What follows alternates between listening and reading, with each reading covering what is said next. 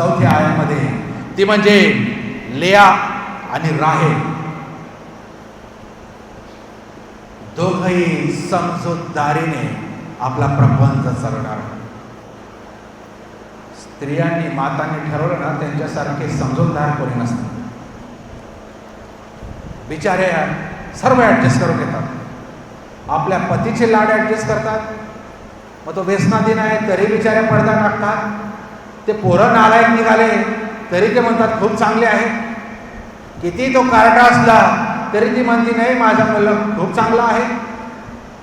सर्व ॲडजस्ट करते बिचारी. कसं तरी ती संसाराची नाव या तुफानामध्ये कशी तरी टिकली पाहिजे, यासाठी ते वाटेल ते समजवते करते, वाटेल ते समजवते करते. आणि या दोन त्या स्त्रिया आहेत बघा, लेया आणि राहेल. हा जो याकोब आपण पाहिलं, ज्याला आशीर्वाद मिळाले, त्याच्या ह्या पत्नी आहेत दोन्ही. जेव्हा याकोब आपल्या मामाच्या घरी गेला तेव्हा, उत्पत्ती 30वा अध्यायात आपण वाचूया, वेळ नाही, तेव्हा त्याला त्या दोन मुलीपैकी राहेल आवडली, पसंत पडली आणि तिच्याशी लग्न करावं अशी त्यांनी इच्छा दर्शवली. राहेले बरोबर याकोबाने. पण त्या राहेलीच्या बापाने म्हणजे त्याच्या मामाने त्याला फसवलं आणि ह्या लाबान, त्याचा मामा, याने राहेलीशी त्याचं लग्न करण्याच्या ऐवजी त्याच्या मोठ्या मुलीशी लग्न केलं. तिचं नाव लेया. आणि या लेयाला चांगलं माहिती होतं की माझ्या नवऱ्याचं प्रेम, प्रीती माझ्यावर नाही तर राहेलीवर आहे, राहेलवर आहे, हे तिला चांगलं माहिती आहे. दोघी बहिणी.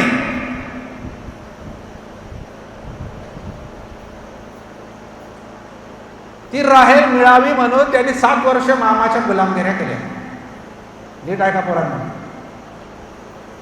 7 वर्ष.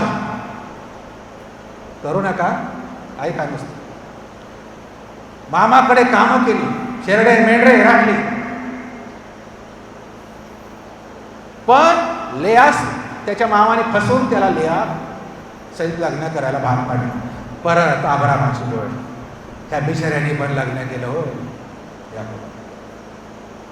प्रेम दुसरीवर, लग्न भलतीकडेच. तरीही लेया आपला नवरा, आपला पती आपल्यावर प्रेम करत नाही हे जाणून देखील ती ऍडजस्ट करत आहे. बघा बरं, तिला लेकरं झाली की आता तरी माझा नवरा माझ्यावर प्रेम करेल, तरी ह्या भाऊचं लक्ष राहेलवरच. परत 7 वर्ष त्याने मामाकडे कामं केली, मामाला लाडीगुडी लावली असेल अजून.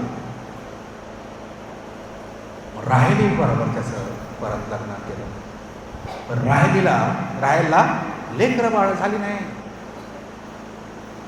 मग त्यांनी त्यांच्या दासी पण याकोबाला दिल्या लेकरं होण्यासाठी. चालू द्या. आणि हे ॲडजस्टमेंट ह्या दोघी बहिणींनी केली आणि नंतर ते पाहून देवाची कृपा राहेलवर झाली आणि राहेलीला 2 लेकरं झाली, एक योसेफ आणि बन्यामीन. आणि जेव्हा तिने शेवटला लेकरूला जन्म दिलं, बेंजामिनला, तेव्हा ती मृत्यू पावली. ह्या 2 माता समंजसपणाने, त्यातली लेया, तिचा त्याग किती मोठा आहे. ते एकत्र राहत आहे संसार टिकवण्यासाठी. ह्या 2 मातांचं समर्पण, ह्या 2 मातांचं समंजसपणा, याची दखल आम्हाला घ्यावी लागेल. इकडे तर केस धरून मारामाऱ्या झाल्या असत्या आपल्या. तो तिकडे गेलाच कशाला? तो फिरायला गेला असेल तरी. मग तो मुद्दामून गेला. मग कोणाचा फोन होता तुला?